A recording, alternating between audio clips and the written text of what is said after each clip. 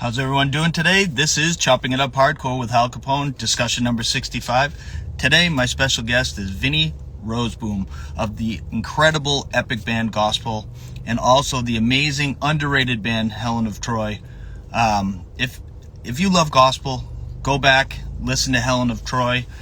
You won't be disappointed. Their discography is fucking unbelievable. So do yourself a favor, go back, listen to Helen of Troy.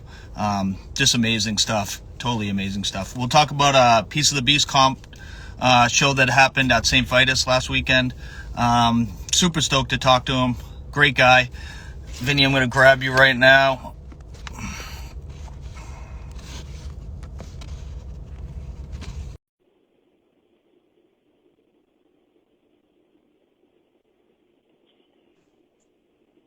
Vinny, what's up? Hey, what's going on, dude? What's happening? Nothing much, man. I'm glad I'm not the only one doing this shit in a car. Yeah. Sometimes I have to do it in a car. If there's more than a couple people in my house, my Wi-Fi signal just fucks up. So sometimes I have to do it here. Sometimes at home when I'm alone. I'm lucky enough to do it at home. Yeah, oh, cool. My kids are going fucking batshit right now, so I had to park across the street like I'm a stalker, you know. So it's kind of crazy. I know. I'm in a parking lot of a salon. I hope the cops don't think I'm some weirdo sitting in a parking lot talking to my phone. Dude, same here, man. Fucking, if you take a look, there's nobody fucking here. It's ridiculous. If anyone, they'll be like, dude, this guy's like hiding, like doing something weird. So. Yeah. I want to thank you so much for taking time out, especially on the weekend. I know, we both work a bunch, and lost you for a second.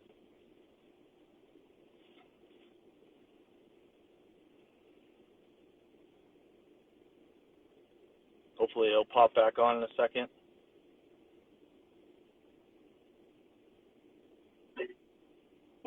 You're swirling right now.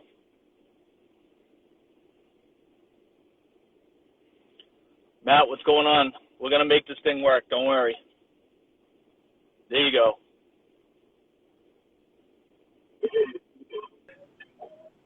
Yes. You good now? You're still kind of blurry to me. You know what? Wait 2 minutes. Yeah, I got you. I can wait.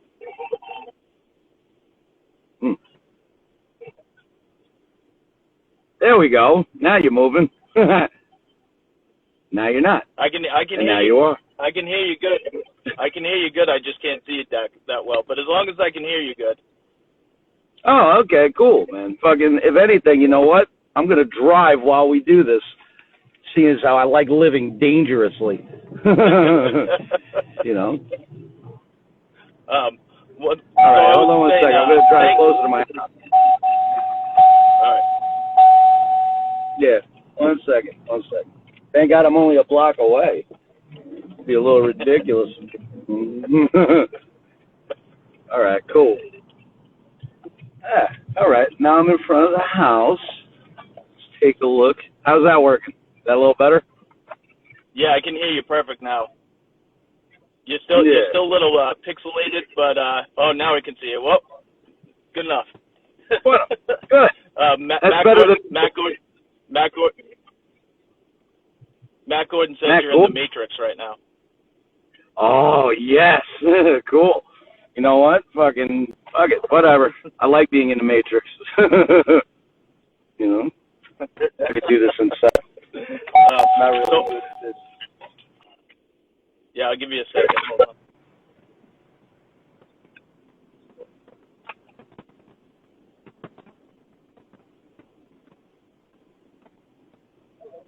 Nat, what's going on, brother? You know what? Give me 2 seconds. I'm going to restart my phone, and this will make it a little better, hopefully. Okay? All right. If you restart and lose me, we'll do the same thing over again. We're going to make this work. Instagram's always a fickle thing, you know. I run through this a lot, actually.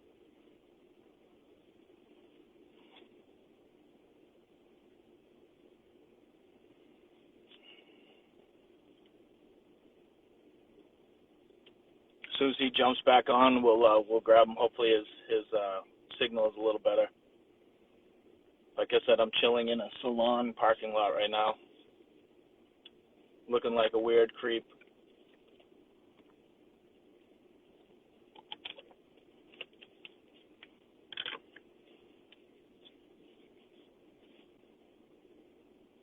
I had him good for a second. We'll get it back though. Hope everybody's good. Hope everybody's well, having a good weekend.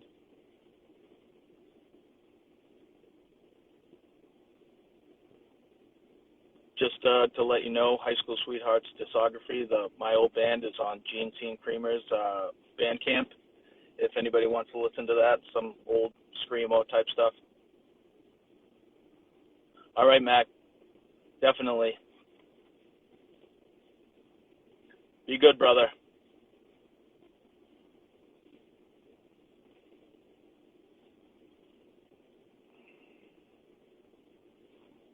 Yeah, my house is kind of the same way. My two kids are going wild right now. Vinny's sending me a request right now. So here we go.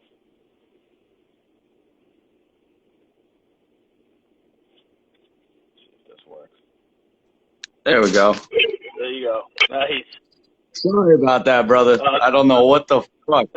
You know? That's all right. That's all right, man. I want to thank you so much for taking time out on the weekend.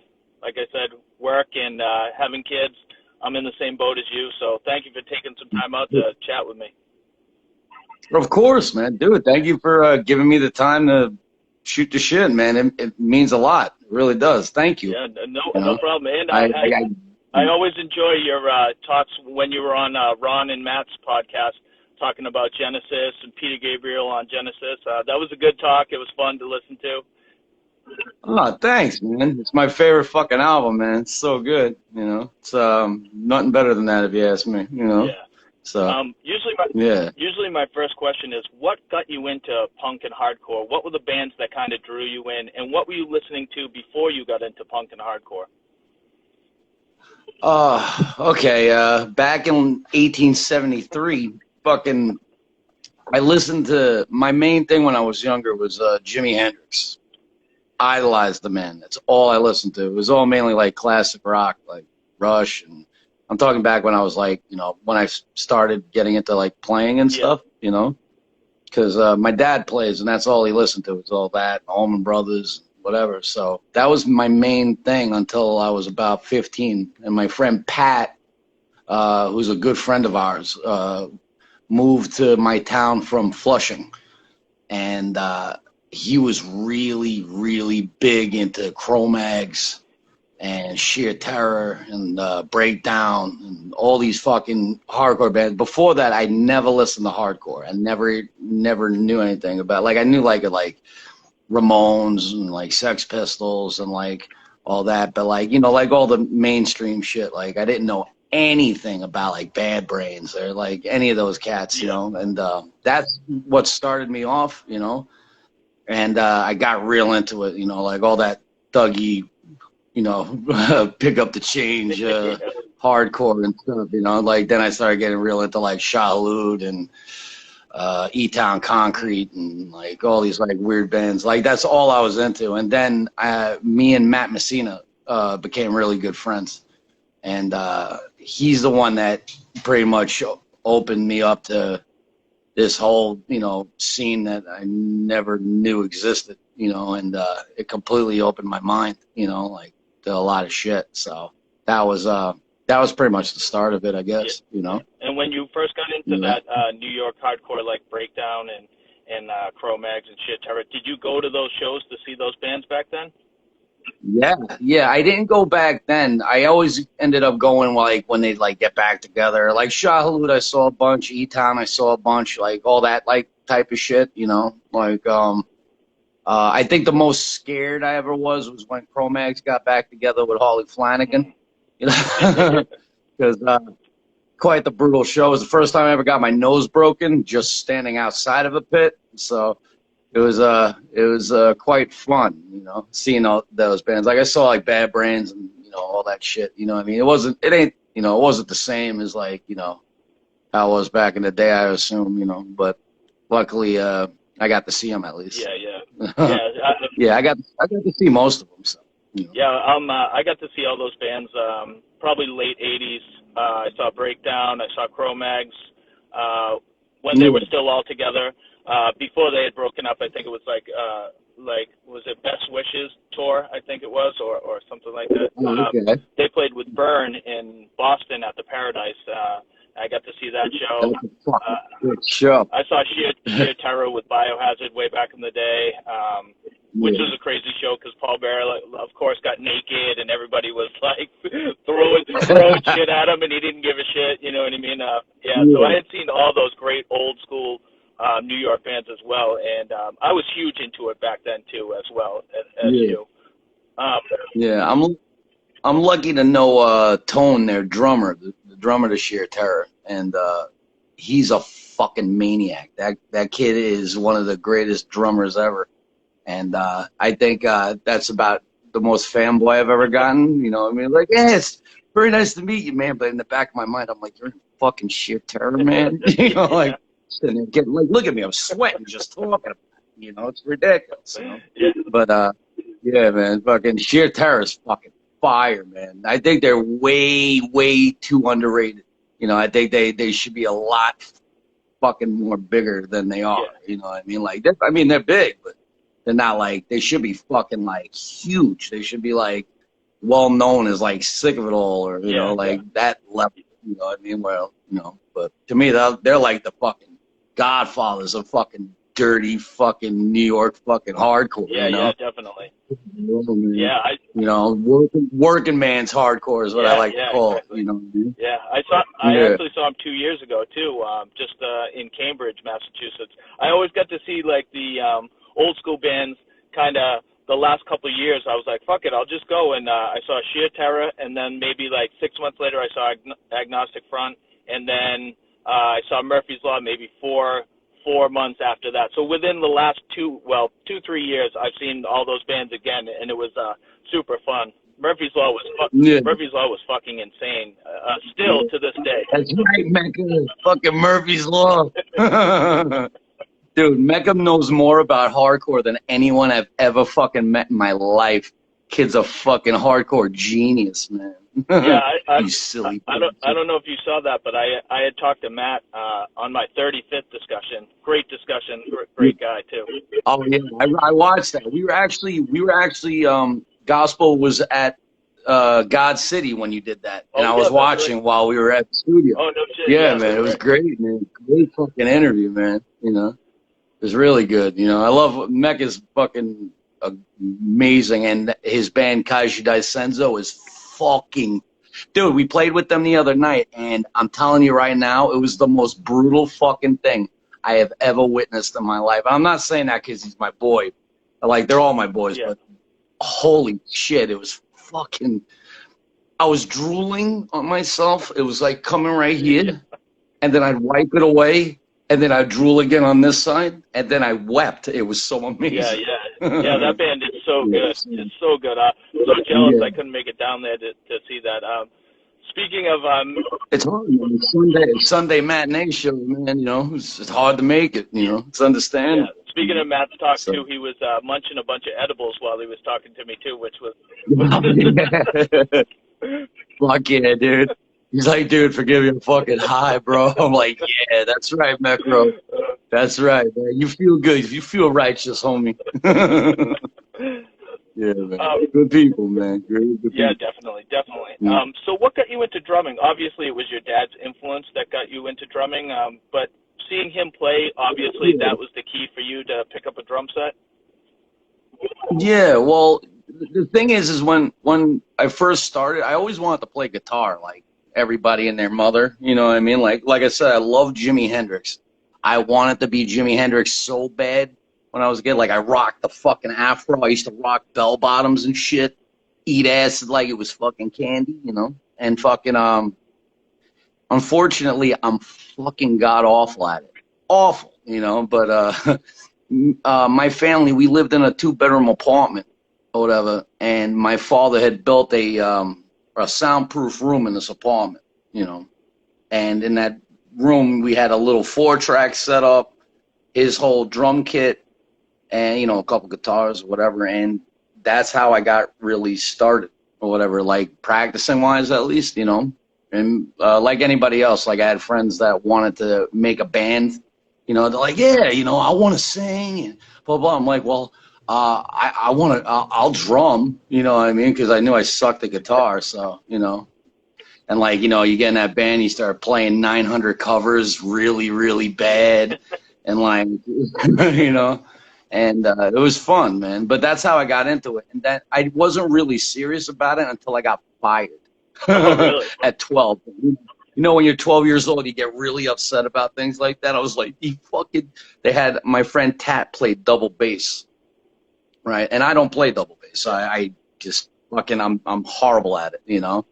And they liked him because, you know, they wanted to be like Metallica. So he had, you know, the crazy fucking 8-piece Tama drum set with the double bass drums and whatever. And I remember I was so upset, so I'd sit at home and I would practice fucking like 2 hours a day, constantly practicing, whatever, just so I could be better than this fuck, or whatever. I love him, he's my boy. You know, I wanted to fucking be so much better than him. And then after that, they fired him. I got back, and then I left them because they sucked. No, I'm just kidding. No, I just, you know, kid shit. It was fun, you know. Yeah, that's how I started, you know. So. Now, Helen of Troy, was that your first real band that you started playing out shows with, or were you in a band before Helen of Troy? I was in a few weird bands before that. When I met Matt Messina, I was playing in a band called Jabberwocky. It was like like we wanted to be Rush, you know what I mean? Like we played like La Via Strangiato and, you know, Librarian in minor and like all this fucking weird shit, you know, like, and he ended up singing for us for a little bit before, you know, we stopped playing. And did that, and I did a couple of small little punk bands, like, you know, like mainstream punk shit and whatever, like we could play shows, whatever. And that was about it. But as far as like touring and like actually like being like real serious about music, Helen was definitely the first, you know what I mean? It was mayhem. You know, but yeah, that was the first real like serious band for me, and I think we were 19 when I started that. So. And how did that get created? Like you and Matt kind of got that together, and then Sean got with you guys. I mean, how did it all get together, especially with Matt Gordon and stuff like that too? Okay, well, me and Sean have been playing together forever. Like every band I've ever been a part of, Sean's been a part. Yeah. Almost every band Sean's been in, I've been. You know, I mean, he is my other half when it comes to playing. You know what I mean? Like, you know how everyone has that certain like musician that like, you know, you can't play without. You know what I mean? Sean is like my fucking dude. We've been playing together since I was 14. You know what I mean? And he wasn't even playing bass at that point. He was playing guitar, whatever. And we, you know, go crazy. We'd eat acid and play Primus and shit like that. You know what I mean? And then, but all three of us, me, Matt, not Sean, but me, Matt, and this kid Jeff, who was in Helen, all worked in a deli. In this town of Rockville Center called the Supermarket Associated. So we all worked together, always hung over, but we all played and whatever. And that's kind of how it started. Like Matt pretty much put Helen together. You know what I mean? Yeah. At that point, I was still listening to shit. You know what I mean? Like I said, like at that point, I still didn't know anything. No, I fucking, you know, I wish I knew. I miss so much. Fucking Matt fucking was involved in all that shit. Like, you know, like he was constantly seeing Seisha, Closure, Stacy Seeds, you know, whatever. But by the time Helen got together, all that was over. You know what I mean? So it was like a whole new scene. You know what I mean? At least over in this area. You know? And that's how it started. I'm sorry, did I rant? No, that's perfect. That's perfect. The Desperation EP was the first thing you guys put out, and then Cobra Khan was the second thing, right? Yep, the Cobra Khan split. I think it was done Mecca and Monotone Records in Germany. I think it was like a split release. I think, but yeah, that was the second thing we put out. Yeah, I think the first song I ever heard was Mascara. Like, I think that was like my first, exposure to Helen of Troy, and I was like, damn, who is this band? And then I got the Desperation EP, and then I picked up the Cobra Khan split as well, and I was like, damn, who is this band? Because I was like, Sarah, sorry. I was big into Dream of Autumn and that style of music, and you guys were kind of similar to that style of music, and I was just blown away when I heard Helen of Troy. And like I said, like I was talking to you before, I think Helen of Troy is very underrated. I think people love gospel, but I think they should go back and listen to Helen of Troy too, because I mean that music is fucking, the discography you guys have is ridiculous. Oh, thanks, man. It means a lot. I wish we did our recordings a little better back in the day, but we were so broke that was about as best we can do. So yeah, it was a lot of fun. You know what I mean? We did a lot with Helen. You know what I mean? So it was a lot. And there's been a couple discographies out too. Like, is there two of them? One's on cassette, and then there's another one too that's on Bandcamp. How did that come about? Oh yeah. Well, Mecca put most of our discography up on Bandcamp. If I'm right, Mecca, if you're still watching, help me out here. I think most of that is on, like, all the stuff we recorded, like, and actually like put out. And the tape that you're talking about on Sunken Temple Records, that's all shit we never released. It was all like one side's all live, whatever, from like random shows, and one side is just all like an EP we never put out, and a couple of like B-side tracks, or alternate tracks. I mean, like, we got a version on we have a version of a song that we did called Glory Everlasting on there. And that recording is when we still had Jeff in the band, before Adam from Gospel joined, or whatever. So it's like, it's way different. Like, it sounds way different to me, So the tape I was really excited about. The Bandcamp too is fucking fire. You know what I mean? Because a lot of that shit, even when we started Gospel, like, I didn't have any of that shit anymore. I mean, and when it was gone, it was gone. You know what I mean? Like, a lot of the shit, not the shit we put out, but all the shit that we didn't put out. Like, I didn't have it. Mecca and Matt ended up finding everything, which was nice. You know what I mean? So it was, thank God, because you know how it is. You create something, and then you fucking lose it. It's like heart-wrenching, so. Yeah, I don't have anything from any of my bands. I had to like beg my friends that were in the bands with me to just send me MP3s, because I literally don't have anything. I don't have any shirts. I don't have any like physical copies of anything. So yeah. No, I feel you, man. Speaking of, I had to rebuild everything too, fucking after all the bands broke up, So luckily now I'm only missing a couple of things, but I don't think I'm finding it, So speaking of Helen of Troy, I still, to this day, I mean, I sold a lot of records and a lot of CDs, but I still have this comp that you guys were on. Oh, times are hard for dreamers. I still was able put to out for my man Evan on Waking Records. Evan from Reds. Yeah. Great. That's my dude, man. Great compilation. Yeah, really good. Dude, the band, so many good bands on that fucking comp, man. It's fucking fantastic. When Evan asked us to be a part of that, it meant a lot. You know what I mean? We'd never been on a compilation before. That was our first. It was fucking great. Yeah. I love that dude. That dude helped us out. When it came to Helen, Evan from Reds he helped us like a ton. He's also the one that put out the last Helen of Troy record. Oh, no kidding. Whatever that we did. Yeah, he put out the Farewell EP, whatever. Waking Records was his label. Yeah. Oh, no kidding. Yeah, Evan's a great guy, definitely. I wanted to talk about the tour that you guys toured with Race Bannon, and what was some of the memories? Oh, yeah. What was some of the memories for you?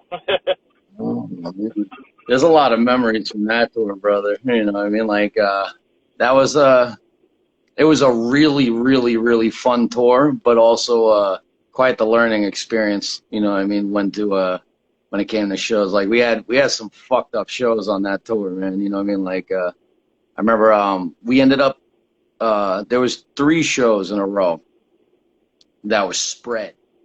You know what I mean? Like we started at the top of the United States from like, you know, New York, worked our way across the North End. And there was a period where we had to drive from Minneapolis, Minnesota, all the way to fucking Seattle, Washington. It was a 36-hour drive. And we had 2 days off to do it, you know. And we do it, we go and we play Hurricane Cafe, I think it's called, in Seattle. And I think it was for like 3 people. After driving for 36 hours, man, you know, fucking. Oh, we did, yeah, Mecca. We did go to Danzig's house. That was fucking badass, you know. We met bounty hunters in Texas, you know. Kids like just badass shit all around, man. You know. Oh, the barn and minute, yeah, bro. Dude, thank God Mecca's here because my brain is like jelly, you know. The one good thing, you know, the barn in Minnesota, yeah, dude, that was fucking wild, man. You know. You'd have to explain that one, Mecro, man. You don't want me explaining.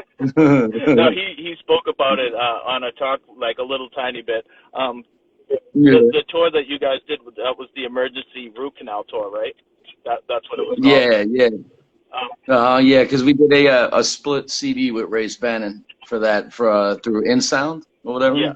They put out 3 songs. We had 3 songs. It was nice. It was a good record. You know. How was seeing Ray Spannon live on tour?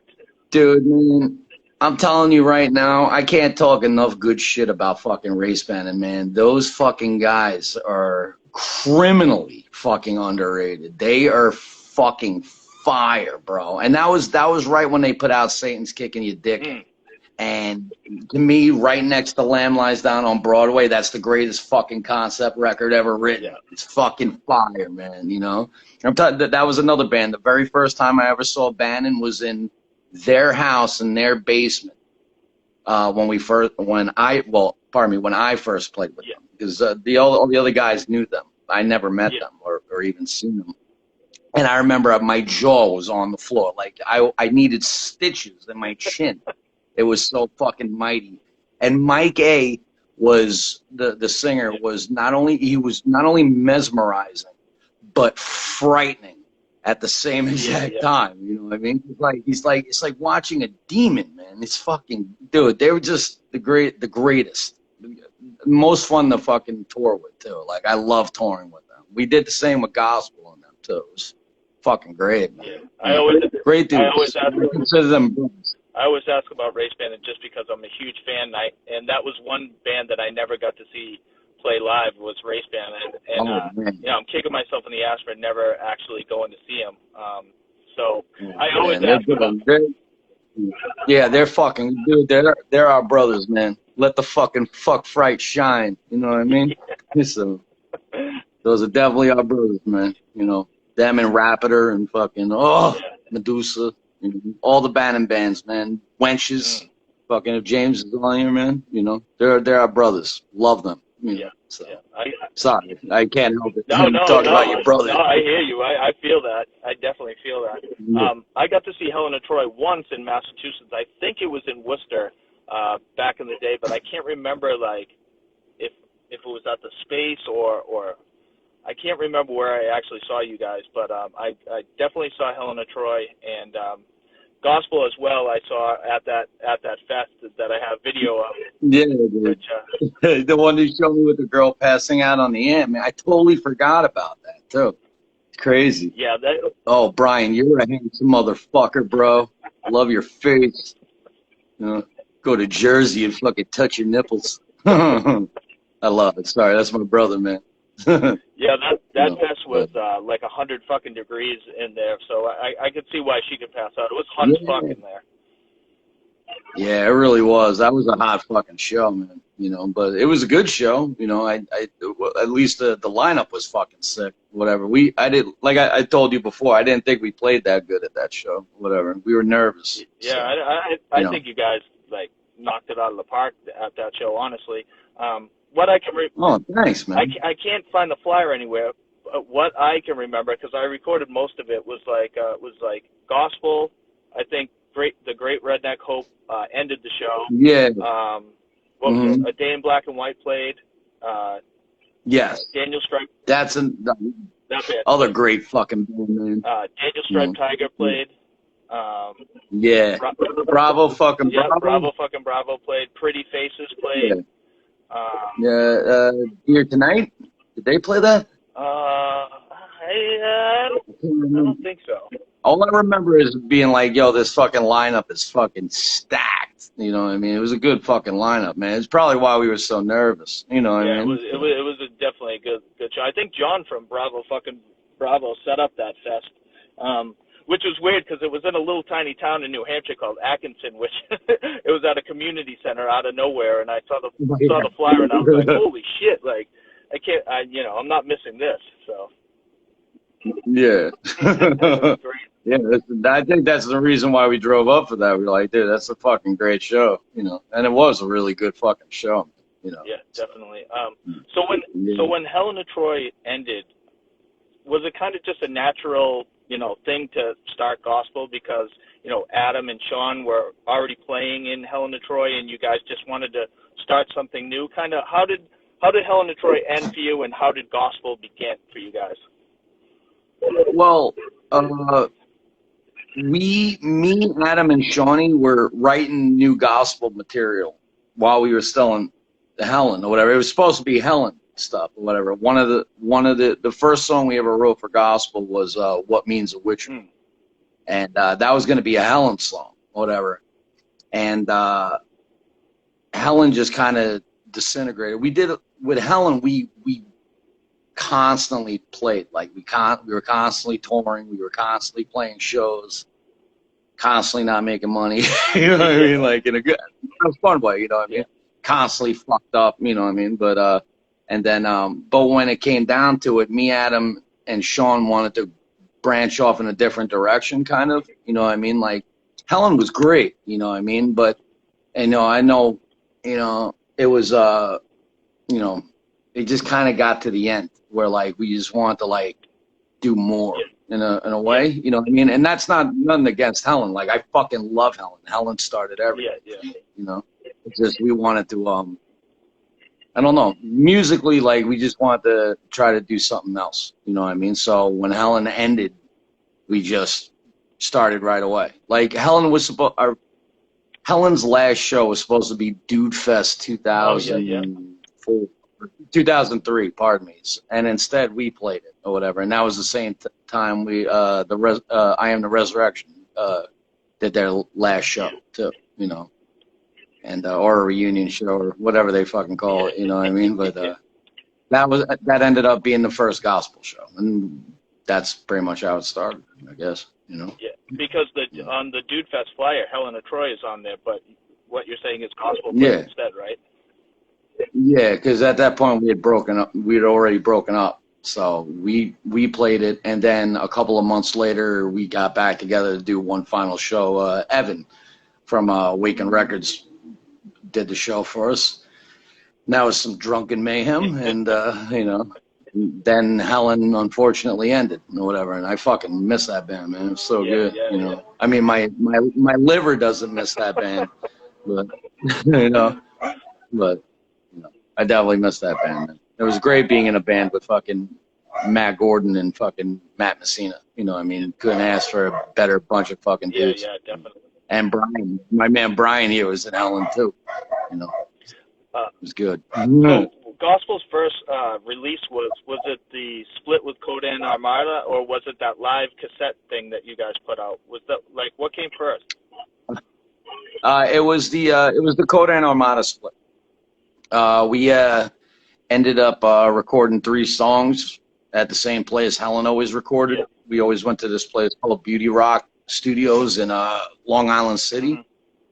And we were really good friends with Codan Armada at that point. That Race Bannon tour was the first time we met Codan. We played a couple of shows with them. We played for once, if you don't mind me, I'll come back to the go right question. ahead. Yeah, go right ahead. Yeah, but we ended up meeting Conan Armada for the first time in Louisville, I think it was, or whatever. Played with them and plot to blow up the Eiffel Tower and somebody else at the Elliott House or whatever. And I fucking love that band. I think they are, when you see them live, like it's like an experience, man. They're fucking unbelievably emotional. And you could tell everything they did live was just pure fucking heart-wrenching fucking happiness, sadness, fucking everything roll. It was the most emotional thing to watch for me, you know what I mean? Like, and automatically we were in love with them, you know what I mean? As people too, like Corey, Adam, like they're all Keith, they're all fucking great fucking dudes, great, you know? And that was the beginning of our tour with Bannon, you know what I mean? And we ended up meeting up with them again a couple of weeks later into that tour, our last week or whatever. And we went through, I'm telling you, bro, like a week of like shit. Like, you know, when a band talks about like a tour kind of just being like, fuck, dude, this sucked, man. Like nothing was going right. Like it was just bad, you know what I mean? Like, weren't making enough money, like it was hot and shows were getting fucked up or whatever. And then we ended up meeting up with them in Auburn, Alabama. Us, fucking Coda and Armada, like, and it was complete and utter fucking mayhem. Like I'm talking like fucking bad shit. Like it was a house show. And it was the savior of our morale. That one show. It was, and it's all thanks to them. But that's how we got into them, like, and becoming friends with them, you know. And so when we made those songs, we want to do a split with them, you know what I mean? I don't know if we asked them or they asked us to do it or whatever, but we had two friends pissing shit from Michigan, and they put it out on their label was Neon Boombox, whatever. And piss and shit were our dudes, you know. So it was a win all around for me. Like being just like on anything with Coda Armada to me is like a blessing, you know what I mean? Because to me, I think they're fucking great. They're great. And I have to say that 10-inch is probably one of my favorite splits of all time. Like the just both bands just worked so well on that split together, and all those songs are so amazing from both bands.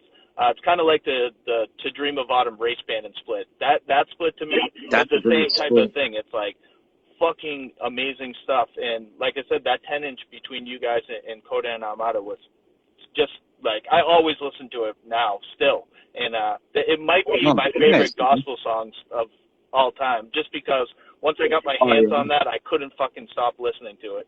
So hats off to that release. That release is amazing to me. Yeah, Matt Messina actually does vocals on two of those songs, two of the songs off of that, or whatever. Ghost and Gun, and he does some backup on What Means the Witcher. Yeah.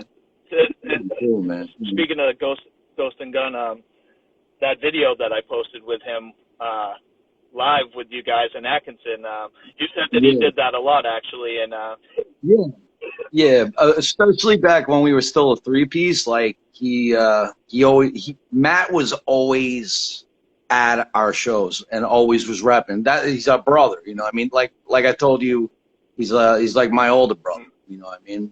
Kill for that motherfucker, you know what I mean? So he'd always be repping gospel shows or whatever, you know, because it's still Helen, you know what I mean? Just, you know. Yeah. So he'd come and always sing Ghost and Gun with us back when we used to play it. Like, we used to have it in the set all the time. And then we just stopped having it in the set once we started writing new shit. You know. So when did gospel turn into a four-piece with John? When did John kind of come into the fold of things? Okay. From what I remember, we'd been a three-piece for about, I think, a year and a half, I think, at that point. Yeah, because it was still 2003, so I think, by like late 2004, early 2000, late 2004, I'd say. Fucking John became a member because him and Adam went to school together. They went to Purchase, Yeah. if I'm right. And John Adam asked if John would play keyboard, and he said yeah. And he had a studio space with his band at that point, like small, man, real small place.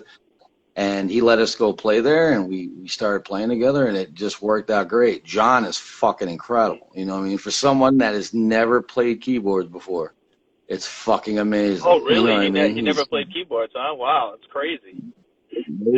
Wow. He's mainly a guitar player. He's a fucking insane goddamn guitarist, man. He's fucking. He does a lot of guitar, like a lot of guitar playing on the new shit or whatever, and you'll notice, like, the kid's a fucking madman. He's incredible, you know. Yeah. But that's when he joined the band. It was the best thing because at that point I wanted us to be like a screamo Genesis so bad, you know what I mean? Yeah. And when Adam was like, "Yo, you want to get I know this guy. You want to, get a keyboard player?" I was like, "Fuck yeah." And then when we met him, fucking, it was even better because John's he's great, man. He's got the sickest sense of humor too, So it worked out really good. Having John in the band made such the biggest fucking difference. You know what I mean? Like, it really did. You know what I mean? Like, it made everything a little bit more smoother. You know what I mean? And he has great ideas. It's good. It's nice to have another set of ears, you know what I mean, when it comes to writing and recording, so yeah, definitely. It's nice. Definitely. The Moon is a Dead World. When that came out, that was, I think that's when gospel really got in people's ears. The reception was so great for that album. What did you think when that album came out, the reception? And then after that album came out, you guys kind of, there was a big lull in between when you guys started making new music. So kind of what happened between those time frames that came out and then when you guys took a break? Oh, man. Well, when we put out The Moon, The Moon came out in May of 2005, I think. And right when that came out, we went right on the road. Like, did a full U.S. tour with this band Menegwar, who used to be called Cheryl's Magnetic Aura or whatever. Great dudes, another set of brothers, Yeah.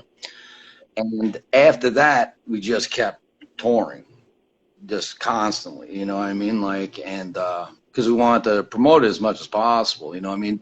With us, just being on level plane was fantastic, you know what I mean? So, we tried to do that. And then after like 6 or 7 months of just touring constantly, you know what I mean? Or I think, about that, we started getting into writing, you know what I mean? We wanted to start writing a thing. And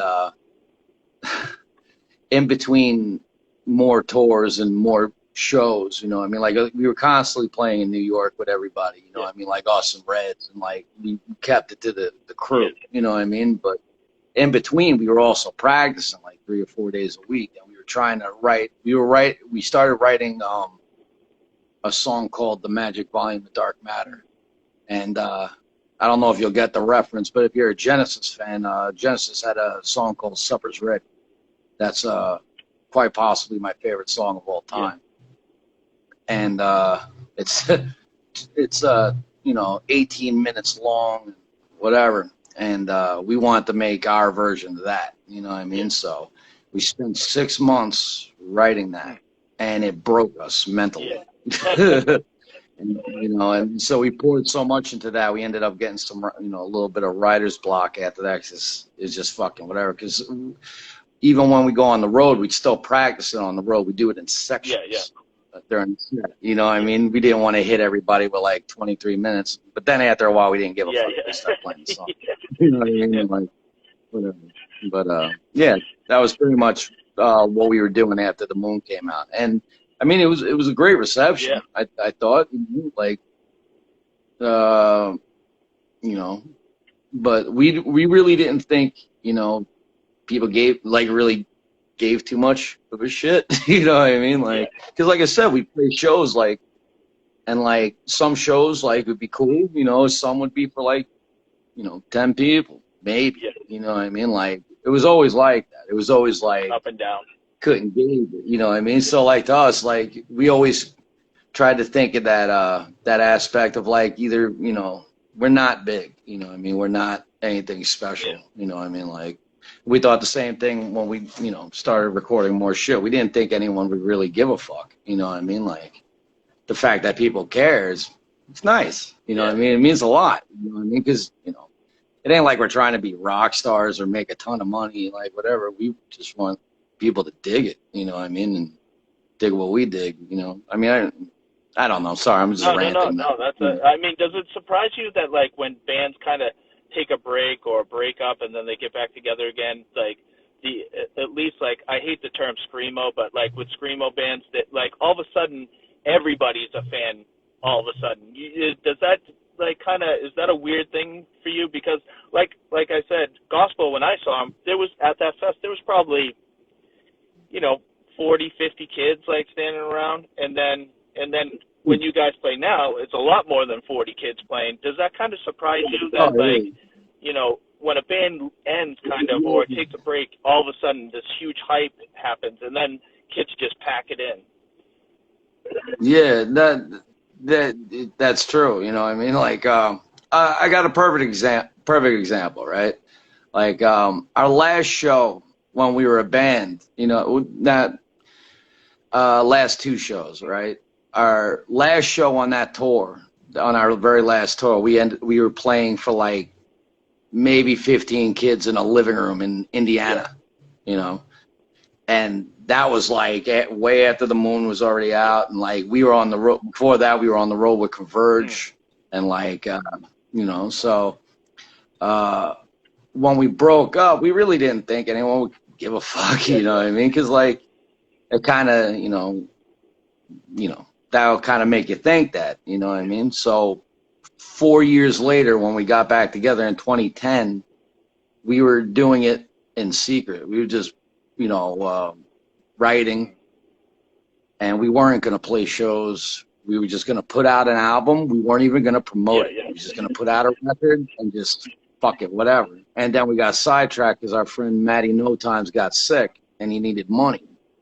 So he asked us to play a couple of benefit shows.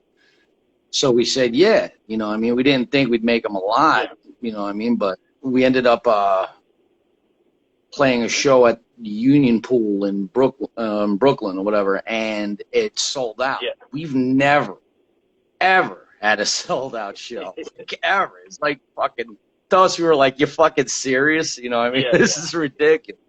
You know, so like, it was pretty cool, you know what I mean? But then like, you know, fucking, then we stopped playing, and, you know, 10 years go by, you're like, you're going to get, you know, forgotten about, you know what I mean? And the fact that people still remember it fucking 16, 17 years later, you know what I mean, is quite possibly the greatest thing ever. It's better than money. It's better than packed out shows, you know. If someone says like, yeah, I bought your record 20 fucking years ago and I still rock it now, like, dude, man, I could fucking drop dead now. Happy man. You know, it's something, you know, so, you know. Oh, you too, Sarah. Thank you. You know. Yeah, like I said, gospel and Helen of Troy, to me, I rock it every single week. There's not one week that goes by where I don't listen to at least one, like gospel or Helen of Troy. And like I said, they're always on my rotation weekly. So it was a thrill to, you know, get in touch with you and have you talk with me, because like I'm such a big fan of what you do and the bands that you've been in, and obviously jealous of who you've toured with and stuff like that, because like you said, Converge, I'm from New England. I've seen Converge probably 15, 20 times, and just like you basically played with every band that I love. So you know, it's great talking to you, man. Like definitely, it's super fun. I'm a fucking, you know, like I said, when you asked, I was like, this fucking cool, man. Yeah, definitely, you know. So play with, hopefully I'm not too boring. No, playing with Converge. I was playing with Converge. Oh, dude, it's fucking great, man. You know what I mean? Like, because, you know, Kurt recorded the Moon is the Dead World or whatever. And so when they asked us to tour, we're like, you know, like, you know how you feel, like, fucking open for Converge. It's fucking ridiculous. You know what I mean? This is fucking great. You know what I mean? So it was nice, man. They're great people, man. fucking, like you said, you've seen them a bunch. They're fucking brutal. Yeah. They're fucking insane. You know what I mean? And like, I was surprised they wanted, you know, us on the road because like we get fucked up. You know what I mean? Like we get like we fucking party, man. And like Converge, they're like, you know, they're straight edge. You know, they're militant. You know, fucking hardcore. And I'm like, you really want us to fucking play with you guys? Really? You know, you sure? You know, but it was fun, man. It was the best. That tour was one of the ones up there, man. Next to Circle Takes a Square, right? To me, is like this. You know what I mean? That's to me my favorite tour of all time, besides Bannon, was the one with Circle Takes a Square, Hot Cross, and Transistor. Yeah, yeah. It was fun. Yeah. Speaking of Circle Takes a Square, Kathleen was saying that they were trying to get you to play for Circle Takes a Square. What's that story? Oh man, well after Gospel broke up, we were talking for a little bit. You know, they sent me a bunch of stuff. I got to a point where like when Gospel broke up, I was like, what the fuck do I do now? Yeah. You know what I mean? And they offered to give me, you know, they sent me a bunch of stuff to, you know, study. You know, with their music, you got to study it. You know what I mean? Like. Really fucking whatever, and but they were all the way in Savannah, you know what I mean, and I want to go there so bad, but at that point it was impossible, you know what I mean, and like I hate that, you know, because I think they're fucking ridiculous, you know what I mean, and that new shit that they put out a couple years back, good shit. Decompositions, man, right? Yeah, that shit's fire, right? Oh, I don't know how the fuck they do it, man. You know what I mean? Everyone always bitches about an album taking forever to come out. That album was fucking worth it. Definitely. You know, and that shit was fucking great, man. And she's cool, man. Her and Drew and all the rest, man, they're great people. You know what I mean? Yeah. And the Transistor kids are fucking, you know, like fucking Brad and all them. They're fucking great dudes. And the Hot Cross, of course, good cats, man. You know, so. Yeah, it was I think that's I talked to Kathleen, but it was one of my lost episodes when Instagram fucked me, and when I went to go save it to post it, my screen went blank, and then Instagram couldn't get it back up. So her and Dimitri from Dillinger Escape Plan, same thing happened with that too. So I have 2 lost episodes that is just I know two great talks too just got fucked. So. Yeah. It's fucking crazy, man, and that sucks, dude. There's nothing worse than that. You're like, fuck, no. Fuck. You know? I was Instagram's like, you know, they don't do shit for you if something like that happens. So. No, they never do. You know, you're like, please, can you just see if it's somewhere in some data bank? Fucking. No. I didn't even get a response. It was ridiculous. No, they didn't even respond to you? No, it's ridiculous. Dude, that's fucked up. And Dimitri actually got in touch with them too, and they didn't get back to him either. So it's really, yeah, it's a crapshoot if you're trying to get anything from them. Honestly, that sucks, man. You know, I mean, because you know your interview. I've been a fan of your interviews for a while, and fucking for them to fucking lose the fucking. That's a long interview too for both. You know what I mean? Yeah. It's a lot of work. Yeah, that's what I'm saying. Just like I have the 2 lost episodes. Kathleen was so great too. She sent me a mug with a Chopping It Up Hardcore on the mug, and like she's just like a great human being. And I love her. Yeah, man, she's really nice. Really nice. They are some of the sweetest people I ever met. But then again, they live in Savannah, and that's probably why. Yeah. You know, great place. You know? So when you weren't playing in bands, were you kind of like you had the fever, obviously, that you wanted to play something. What did you do to fill that gap? Like, you know, did you get any other offers in New York to play in a band when gospel was taking a break? I could tell you my most embarrassing story ever if you want to hear that.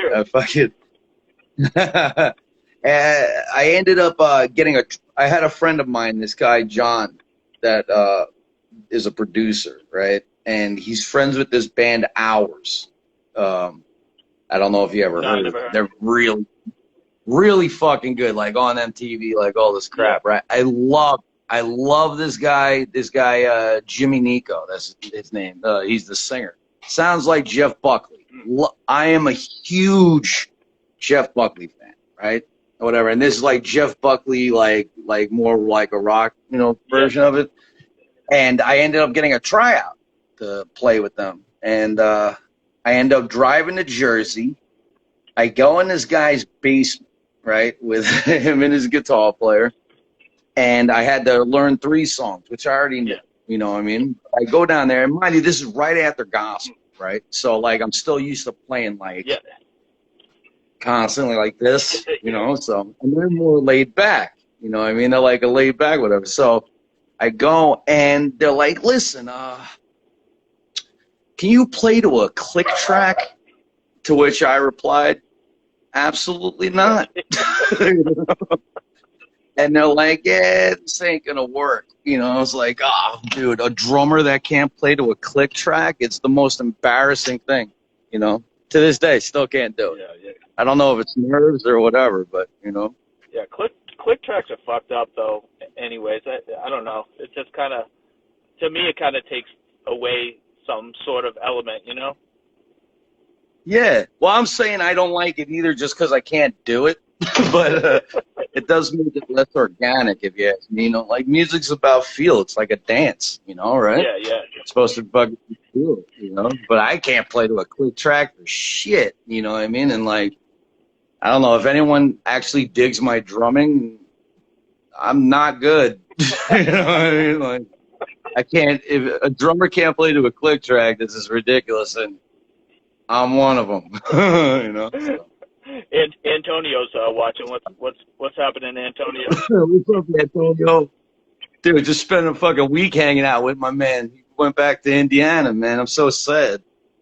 Yep. He just fucking I wanted. Go ahead. I wanted to talk about the Sunken Temple Records show at for the Piece of the Beast comp at St. Vitus.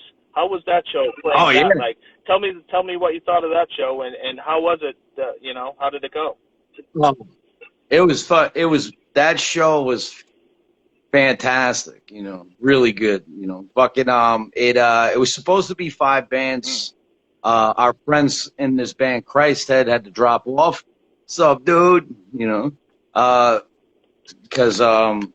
their singer, my friend Justin's kid, got sick with the COVID. Yeah. So they had to drop off.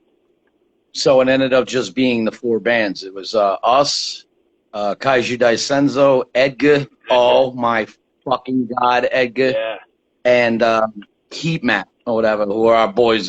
They used to be in Rahim, Radio Rahim, whatever. Yeah, but it was fire, man. And the reason why it was so good, like, besides it, like, there was a good amount of people there and everything, but everybody involved is a brother. Yeah, you know what I mean? Everybody, like, all the bands.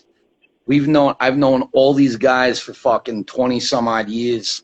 So having everyone rep together was, dude, it felt like it was 2002 again. I felt like it was just like amazing. You know what I mean? I couldn't ask for a better fucking time. You know what I mean? And all the bands were really good. And that's not me being like, just, blowing smoke up my friends' asses. Like, they were fucking fire, man. All 3 of the bands. I thought all 3 of them were way better than us. You know what I mean? I thought they were fucking insane. You know what I mean? Edgar was fucking off the wall. They played mainly new shit. First new shit they've had since 97, I think. Yeah. Am I right? Yeah, Am I right? Like I said it before, Kaiju was fucking insane. They were fucking mind-boggling. Heat Map was fucking ridiculous as always. You know what I mean? And then us, and we played most of the new record at the show. Yeah. And it went. I thought it went good. I think people dug it. So, I was really nervous about that. You know what I mean? Because when you play a set of songs no one's heard, you know what I mean? It's always, so. Yeah, we played a couple of Moon songs, but only 2. So. Yeah. Now that compilation, that's a pretty good compilation of bands like that Messina set up. You know, talking about like Still Suit and Herjaza, like you know, Frank Stapes is like one of my favorite guys to talk to. Like, I'm gonna get him on here soon. Yeah. I love Herjaza. Just like all the bands on that. It's fucking brutal, right? So good. Fucking so heavy, you know. So fucking heavy, man. You know. Good dudes, though, man. You know. Oh, sorry. And the gospel song "Dear Ghost" on there. When was that recorded? Was that recorded at God City? That was actually recorded with Colin Martinson, whatever. In it was somewhere on Long Island, whatever. I think Long Island City. And that he's the guitar player to Gorguts. Oh, I think. Yeah. Whatever. Yep. Yeah, he did that was in 2010. Whatever, we recorded that. We recorded 3 songs in 2010, and we only released one of them. Yeah. And that was Tango. Oh, yes, and, yes, I heard that, yes. Yeah, so, and Dear Ghost we never released. So, both of them are going to be on the new album, but we wanted it better, whatever. So the ones on the album are all Kurt, you know what I mean? So yeah. It's nice. Speaking of the new album, when is the new album going to drop? Be honest with you, I don't even know. You know, I think we're just trying to see. I know we're in talks with some cats that want to put it out, and I hope soon. You know what I mean? There's 2 different releases. We're doing the new record, like it's a new full length, and then after that we're putting out a one-sided 12-inch called the Magic Volume of Dark Matter, and I'm really looking forward to, because like I said, that was the one long song. When we got back together recently or whatever, that was one of the things that got us back together. Repeater Records reissued our thing a couple of years back, and that's what got talking again, because we hadn't talked in a very long time. You know what I mean? Me and Sean talk all the time because we're brother-in-laws or whatever, but I haven't talked to Adam or John, and John was real busy with his career. Adam was living abroad, like he does botany or whatever. So he was living in Japan for a bit, and you know, living in Philadelphia for a while, and you know, and not Philly, PA, sorry, whatever, for a long time. So when Repeater reached out to put that out, it made us start talking again. You know, I mean, it was also the first time, like, you know, we had talked in 10 years, not 10 years, like 9 years or something like that, you know. So, and at that point, we got so excited about the record coming out. We were like, yo, why don't we go, let's record one song. You know what I mean? Let's put out that shit that broke us mentally and whatever, you know. And that's how we ended up starting talking again. And then we went to the studio and did everything but that. We started playing like bullshit, and then started writing new shit. We put out one song from the new record called SRO, and that was the very first song we wrote when we got back together. So not bad, you know. No, that song was really good. Like, I was excited to listen to that song. I was going to ask you about that too. The vocals, you guys are kind of evolving into like different sounding vocals. To me, almost on that song, the vocals like are reminiscent of like Lex from Daughter's newer stuff, like you know, in that vein a little bit. Not as like screamy as it was before. Are you guys kind of evolving into kind of a different sounding band? Well, I can't speak for Adam, you know what I mean? But I know the singing now with him, he wants it to sound more manic. You know what I mean, for the record, because the record's a story or whatever, and he wants it this, you know, the vocals to me are more manic, more they're supposed to be more desperate, you know what I mean, more fucked up, you know what I mean, and like you can only get so much feeling of that with screaming, you know what I mean, like he does a shit ton of screaming on the new album or whatever, but like it's a lot more like fucked up, you know what I mean? It's it's my favorite thing that Adam's done is this record, Yeah. vocally. The guy's a fucking he's a fucking genius to me. You know what I mean? Like everything he did vocally and musically is fucking ridiculous. But as far as like the direction with the vocals, that's why. Yeah. You know what I mean? Like they sound like it's supposed to be fucking just like I said, like supposed to sound crazy. Yeah. You know what I mean? So Yeah, no, you know. I definitely like it. I just had to ask, definitely, because obviously it's a little different from like the 10-inch that you and Coda and Armada came up with. You know what I mean? So I just had to ask that. Talking about Genesis. I'm sorry, I'm reading fucking Brian's shit. It's fucking ridiculous. Wait, what is that? They were taking the long road and ended up doing a Genesis lounge act. You fucking asshole. I love you. God, he's such a brute. Oh, man. He's absolutely right. Speaking of Genesis, were you ever a Phil Collins Genesis fan? All right, here we go. All right. So when I got really into Genesis, of course, I was up until maybe a couple years back, I was all like, fuck you, Phil Collins, fucking up the greatest band ever, your pop bullshit. Now I like it. I'm not talking like Invisible Touch or fucking Duke. No, I'm anything up until about 81. I like, like Trigger the Tail, and then there were 3, Wind and Wuthering, fucking, but everything else after that could kiss my ass. I'm sorry, it's horrible. Adam loves that shit. I don't know why, but I can't stand the Phil Collins shit. It's just so bad, He belongs on a drum kit. The guy's a genius, Yeah. Not fronting the greatest band of all time. Yeah, I had to ask. So Abacab is not one of your favorites? No. maybe the song Abacab. Yeah. But the record, no, absolutely not. It's funny. I don't want to keep you too long, and obviously, like I told you, my dog has a vet visit, so I usually do a rapid fire with everybody that I talk to. So you ready for a rapid fire?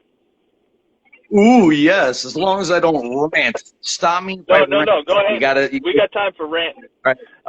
Check it out. If you ask a question and I start blah, blah, blah, just say, Vinny, shut the fuck up. And I'll be like, okay, let's go. And I'll take it. I don't take offense. It's the way we talk to each other. All right, first question I always ask. All-time favorite punk hardcore band from New England? From New England? Shit. Would New York be considered New England? No, Massachusetts, Rhode Island, Connecticut, New Hampshire, Vermont, Maine. It'd have to be, I don't know if you'd consider them hardcore. I'd have to say Converge. Oh, yeah, they're hardcore. Nothing. Sorry, the best thing to come out of New England to me is Converge. That's just my opinion, though. Yeah. All right, my second question: what was the first punk hardcore show you attended? Like real punk hardcore show you attended? Oh fuck! It would have to be Shahaloud, Sick of It All, Most Precious Blood. Wow, that's good. Was Artie in Most Precious Blood at that time? I think so. I could be wrong though. I could be wrong on that one. Artie. But it was a great. Artie, if you played Knitting Factory back then with them, I was there. Yeah. So, Millhouse was one of my favorite bands ever back then.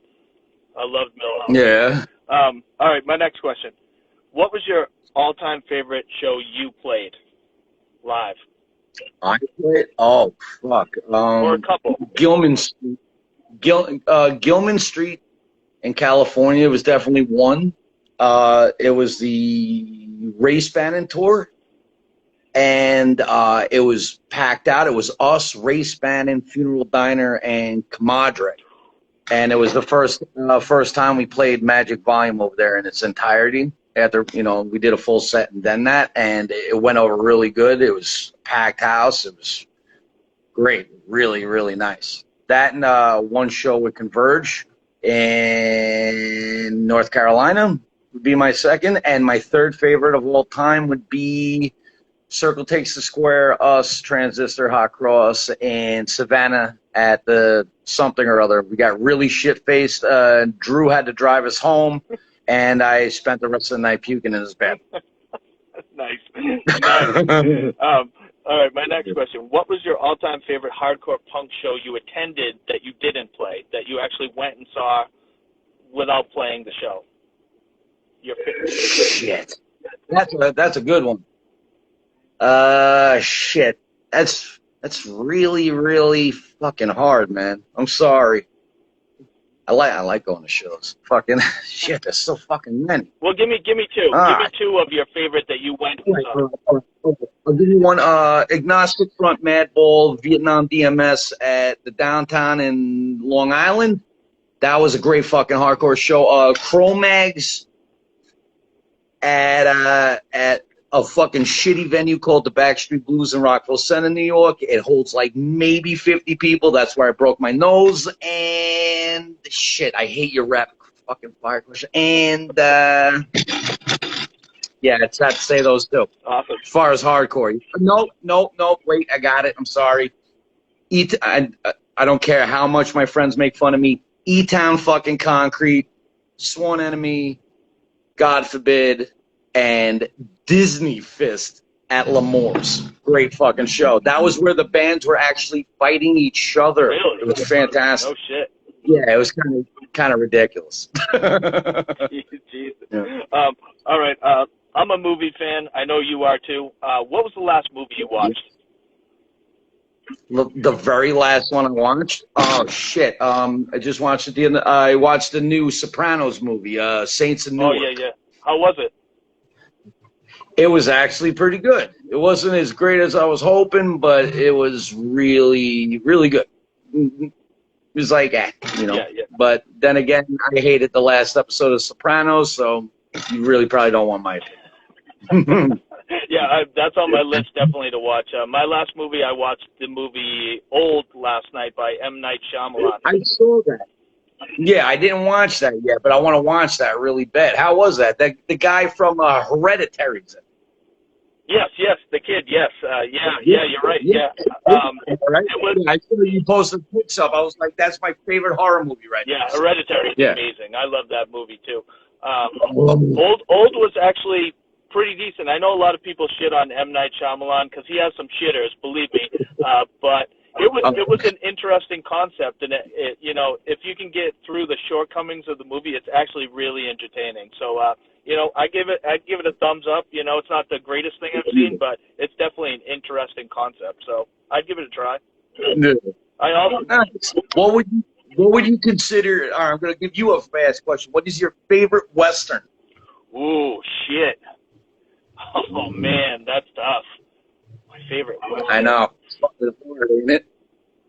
And if it ain't Jeremiah Johnson, we can't talk. I love that movie. Good, Bad, and the Ugly is pretty up there too. And shit. Hello, Josie Mills. Young Guns 1 and 2. What was the movie called? The Head of Alfred Garcia, or do you know what I mean? I forget the name of the Western.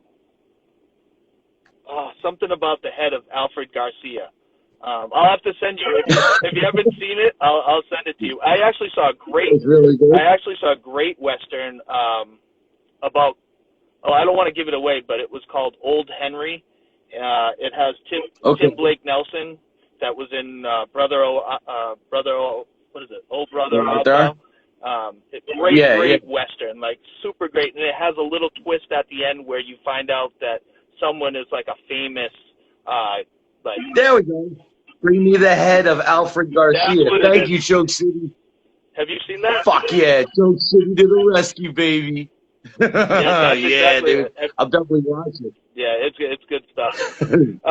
Speaking of Halloween and horror movies and stuff like that, what's your all-time favorite horror movie? Phantasm. Phantasm and Exorcist Part 3. Not 1, not 2, not them shitty prequels. 3. with George C. Scott. Oh, forget about it, bro. I love it. I weep when I watch that. Weep. Nice. I love that movie too. I just actually watched Halloween Kills 2 nights ago too. Really? That's the newest one. How was that? I mean, the ending was, I don't know. The ending sucked, but there was some good kills in it. I'll have to say there was some good kills in it, and it kind of it threw it back to Dr. Loomis too. They kind of like superimposed him in the movie a little bit, so like it had some old school flair to it. Like a fucking hologram of Donald Pleasance. Just fucking chill out. Yeah, it was you know, it was okay. The ending sucked though. The ending, I was like, what the fuck is this? But yeah, man, because I liked the other one that came out like 2 or 3 years ago, right? With Jamie Lee Curtis, right? Because this is like a continuation of it, right? Yeah. It's like when she like tries to burn him alive, they shoot him, and then they try to burn him alive in that house. Her house. Was it her house? I think it was her house. Yeah, it was her house. Remember, she sets the trap in the basement so he gets in, right? Yeah. Dude, I'm a fucking horror fanatic. I can't help it. So good. Yeah. It takes like right from there. Basically, like the house is on fire, and then obviously gets out of the house. You know what I mean? And but she's not in it that much. She's in the hospital most of the movie, so it's like other people. Yeah. Yes, Peckinpah is the master. That is right. He's Antonio said Peckinpah for westerns. Dude, I love these dudes, man. He's right. Another question I always ask.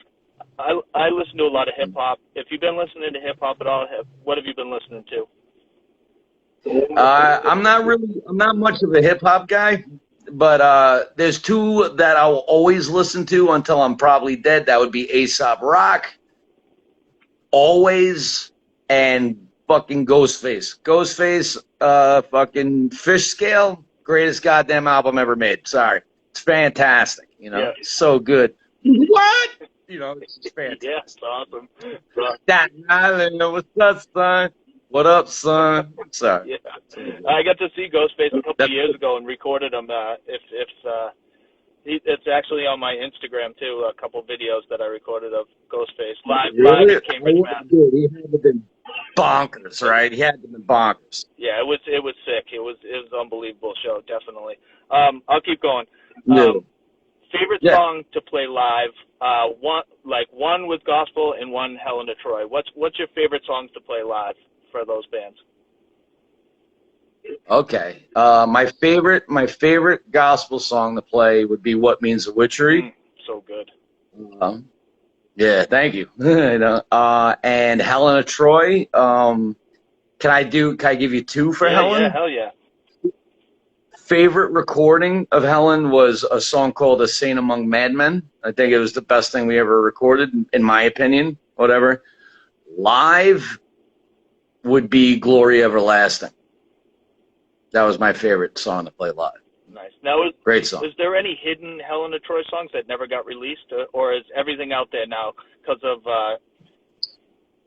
There's a couple that we recorded that we didn't put out, and there's good reason, and that's because they just don't sound good. You know what I mean? You know, there's one song we recorded called "Kiss and Crossbones," and I love the song, but the recording is so shitty that we just really don't want it out there. So it will probably be just a gem for us, and that's it. You know what I mean? But, yeah. Matt Gordon was saying that Helen of Troy was, he said that the live version of Helen of Troy was more crazy and better than the recordings. Is that true for you too? Just your live presence from Helen of Troy back then? I think so. You know, I mean, we had a lot of help with alcohol and other things to make us go completely batshit, but I really prided ourselves on the way we played live. You know what I mean? Because we'd go nuts. You know what I mean? With Helen, it was we cared about how it sounded. You know, of course, like any other band, but we weren't as militant about it. You know what I mean? We wanted to go crazy. We didn't care if there was a lot of fuck ups. We wanted it to be emotional. It was all about emotion. You know what I mean? And that's what I loved about it. You know, it also made us want to get fucking unbelievably fucked up before we played, because then we get into a nice state of fucking just not caring. You know what I mean? So it was nice. You know? And, But that was definitely the fun shit. You know? So, well, I definitely remember seeing you guys live, and I was like, whoa, this is something else. Like some of those bands back then, you remember, you know what I mean? And it was like you guys. States of Seeds was always fun to see too. That was like a big memory back then for me. Seeing Seisha. Fantastic. Yeah. Like just like great memories for me, definitely. Yeah. See, I'm jealous because those are the bands that I always wanted to see real bad. Like I wanted to see Seisha, but Stace of Seeds is the one band that I fucking hate my life for never seeing, because that record to me is in my top 5 and will always be in my top 5 favorite records of all time. I think it's a genius fucking album. Great album. You know? And I guarantee they had to have been amazing live, right? They had it was awesome. You know? Yeah, they played a fest up, Tin Can Full of Dreams fest up in Worcester, and it was the lineup was ridiculous. It was like Murdoch, Devola, Portrait, Jerome's Dream, Seisha, States of Seeds, this band Chispa from Germany. It was just like ridiculous lineup, and I was blown away by that fest. Just completely blown away by it. Yeah, shit, man, that's fucking amazing. See, every one of those bands I never got to see. You know what I mean? Like I hate my life for it. You know, I hate it. I hate that I got into the scene so late. You know what I mean? Yeah, another one, Brian got me into all this fucking crazy shit, man. That kid knows fucking too much. So good. Yeah. Oh, but he says I was at that fest. Incredible time. Yeah, that fest was like life changing. You know what I mean? Yeah, that's crazy. Yeah. Kids are fucking maniacs. I fucking love you. You know, he doesn't believe me. I don't think Antonio believes the fact that I love that goddamn band more than anything. You know what I mean? You fucking so fucking good. So fucking good. Yeah, that album is so good. And I'm glad I still have my hands on it. I still have the CD too, so I don't think I'd ever get rid of it. Nah, never. You know, they're gonna have to put that record in my goddamn coffin, man. You know, that and the land. You know, so yeah, they need to guarantee. They need to put it on a streaming thing, though. I know Matt was talking about it. It's not on Spotify or anything like that. It's like people that never heard it need to hear it, obviously. And yeah, they got it. They gotta hear it. It's fucking to me that is one of the most important fucking records that Level Plane ever put out. It's fucking genius. You know what I mean? I love Seisha, but I think too many people talk about Seisha and not enough about the state. Yeah. You know what I mean? The state is fucking fire. You know, States of Seeds is fucking too much. I agree. You know? Fuck you, Antonio, for being so good. Yeah, like you said, at least on Bandcamp, something for people that don't have like a CD player or record player. Definitely needs to be heard. Right? Definitely needs to be heard. It has to be heard. You know, it has to be documented. It has to be redocumented. You know what I mean? It has to be fucking a new goddamn pressing of something. Yeah. You know what I mean? Yeah, so, definitely. So my last question is, have you been listening to any new bands? And if you have, like in the screamo hardcore thing, what recommendations do you have for newer bands? Okay, I have a couple that I've been entirely in love with. One is a band called Ancient Fears, whatever. They're really fucking ridiculous. A Paramount of Love Supreme is fucking retarded to me. Renee Mayhew, I think I'm pronouncing that right. Amity, fucking Dreamwell, Peak. Dude, there's so many fucking there's so many bands that I've never knew existed until the last like year or year and a half, and just so fucking good, man. But right now, my number one is a Paramount of Love Supreme. I'm a huge fucking fan of that band. I think they're fucking incredible. Same with the band Amity. I like Amity a lot. You know what I mean? And are they on Bandcamp? Are you listening to it on Bandcamp, or where can you find that so people that haven't heard those bands? Well, Amity, I listen to on vinyl, whatever. They got Bandcamp. They're on Amity's Illuminate My Heart, I think. Oh, yeah. Whatever. Yeah. And fucking what's the other one? And Paramount Love Supreme is Larry Records, I think, or whatever. And I've tried to find anything by them, but everything they got sells out. I hate my life. So, hey, what's up, man? That's dude from Ancient Fears right there. Fucking badass, dude. You know, he's a fucking man. You know, great dude. You know, but yeah, but those are what I listen to now. Nice. Yeah. All right. Well, I don't want to keep you, and like I said, I gotta run home to get my dog. But Vinny, thank you so much for taking time out to chop it up with me, shoot the shit, man. It was an unbelievable time, and I really appreciate you taking time out to talk to me today. Dude, man, thank you for even wanting to fucking hear me fucking bullshit. So I appreciate the time. Thank you. You know. All right, man. All right. Stay safe. Let's stay in touch and still like shoot the shit Fuck through yeah. DM or whatever. Anytime you need me, hit me up. Yeah. You got it, brother. Like I said, I'll be watching every goddamn interview you do. You know that. I appreciate it, man. Thank you, and I'll talk to you soon. All right, man. All right, have a good day. You too. Bye.